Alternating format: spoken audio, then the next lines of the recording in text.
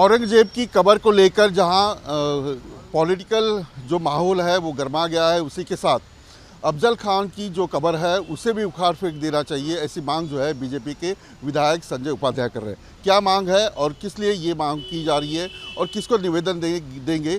क्योंकि मुख्यमंत्री देवेंद्र फडणवीस ने कहा है कि औरंगजेब की कब्र जो है उसको 50 साल पहले सरकार ने संरक्षण दिया था। संजय जी, अब औरंगजेब की कब्र को लेकर जहाँ मांग हो रही है, वही अफजल खान की कब्र के बारे में आपने निवेदन लिखा है।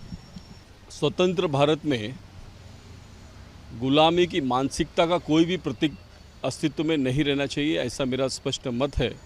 और इसके लिए औरंगज़ेब हो या अफजल खां हो, उसकी कब्र का महाराष्ट्र में कोई स्थान नहीं है।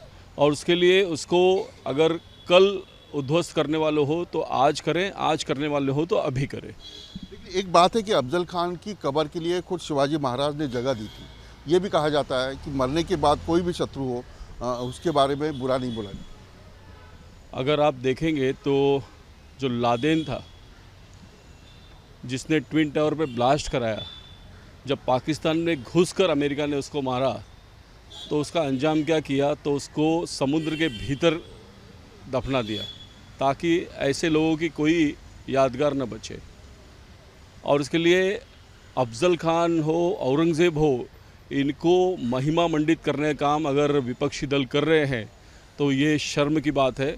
महाराष्ट्र हो या हिंदुस्तान, यहाँ पर केवल छत्रपति शिवाजी महाराज, उनके विचार, उनके आदर्श और उनके नीतियों पे चलने की बात होनी चाहिए, न कि औरंगज़ेब और अफजल खां के।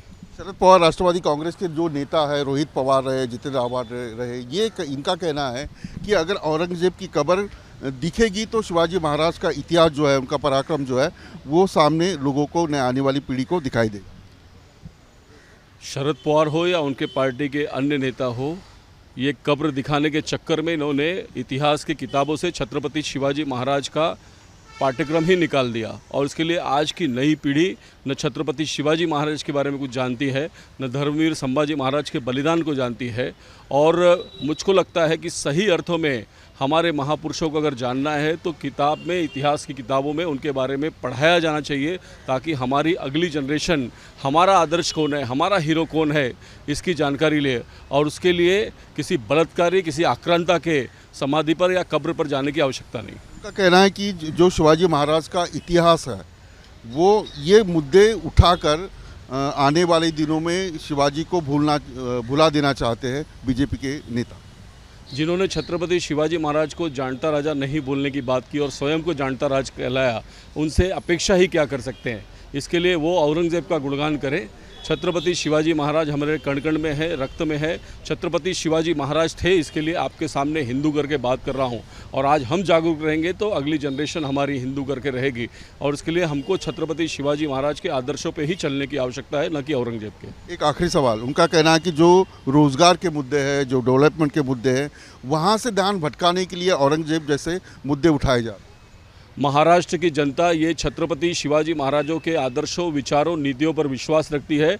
और इसलिए उन्होंने एक ऐतिहासिक जीत देकर देवेंद्र फडणवीस के नेतृत्व में महाराष्ट्र में हमारी सरकार बनाई। और जो लोग इस प्रकार की बातें करते थे, उनके अस्तित्व पे ही प्रश्न लगा दिया। अब शरद पवार के पास कितने लोग हैं उसकी चिंता वो करें। महाराष्ट्र की जनता ये देवेंद्र फडणवीस और नरेंद्र मोदी के साथ है।